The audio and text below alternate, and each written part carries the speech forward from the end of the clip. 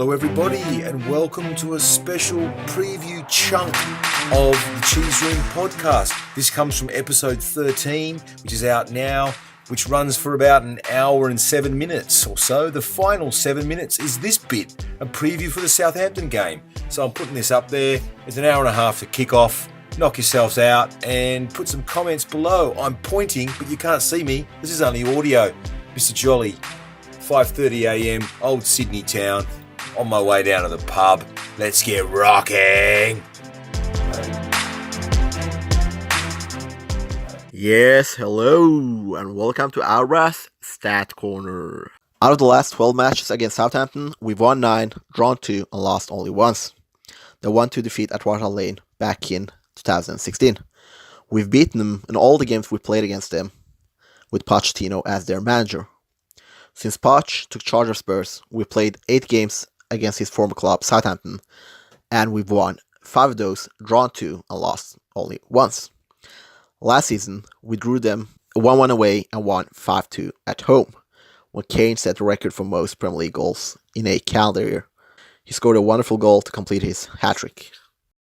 Speaking of Kane, he has played 5 games from start for Spurs against Southampton in the Premier League, and scored 6 goals and provided 1 assist in the process.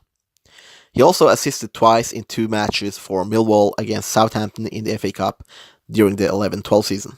That is all from our Stat Corner for now. Hope you've enjoyed the stats. And come on, you Spurs!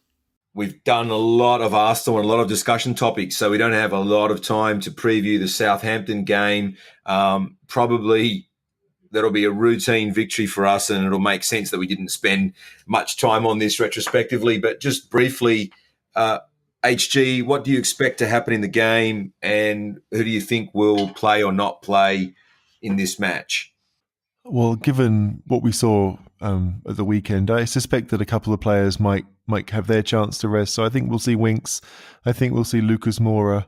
I think Danny Rose might start as well. So there'll be a few changes for Spurs, but the lineup or the setup will be pretty similar. So it's a question really of what Southampton do we see. They were pretty good against Man United. Obviously, they got into a 2-0 lead, and Stuart Armstrong looks a half-decent player in midfield. So I say this every week. The midfield is going to be key. They've got Højbjerg and Lemina, and now Armstrong. That's their set 3, and so maybe their caretaker manager for Wednesday will change things up a little bit. But look, we've got enough to beat them. But the biggest thing for me, if we concede first, then what I really don't want to see is Spurs fans get on the back of the team, because I suspect they might.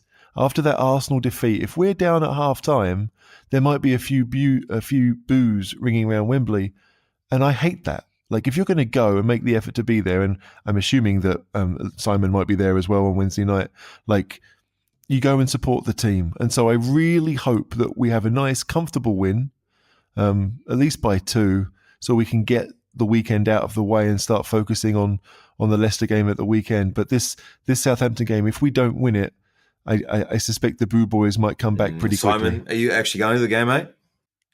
I'll be there Wednesday night. I'm looking forward to it. I mean, after a painful defeat at the weekend, there's nothing like another game quickly afterwards to banish or help banish the memories, I should say.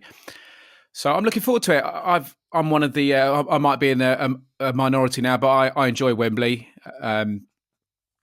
So I'm looking forward to it. I mean, I'm not expecting a big crowd. I'm not expecting an amazing atmosphere, but I've seen some great wins there, and no reason why we can't pick up 3 points on Wednesday. Like Lloyd said, that if they score first, then I'm sure there will be a few moans and groans. But I mean, I saw the game against Man United, and at times their defence looks poor. Someone said somewhere that they're more likely to be climate change induced loss of the Arctic before Shane Long scores another goal. Crabby, are you feeling confident that we'll be able to get a win, even though they've sacked their manager, Mark Hughes, and they might have that bounce from a new manager reaction that often happens in these kind of games? Well, yeah, we don't know if they're getting in a new manager in time or whether it will just be the caretaker manager. Let's hope it's the caretaker manager, really, because I think that's when teams often bounce back really strong, when there's a new manager to impress. But yeah, our boys have just got to, man up, put the Arsenal result behind us. And I'm sure they do realise it's a big battle now between, probably the three clubs who gets the 2 Champions League places. I'd expect us to win that one. Let's bounce back and do it.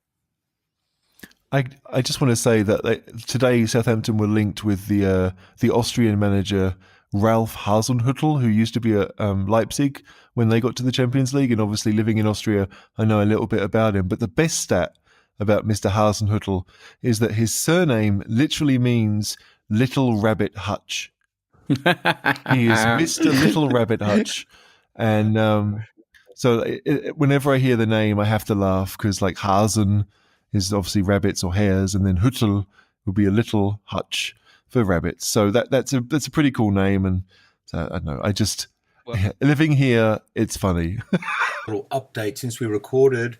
Hasenhüttl, Little Rabbit Hutch, as Lloyd has so kindly pointed out to us, has been appointed by the Saints, and he will be in charge for this game. So let's see how that works out. Will there be a managerial change-inspired bounce back for the Saints, or will we stomp them into the Wembley turf?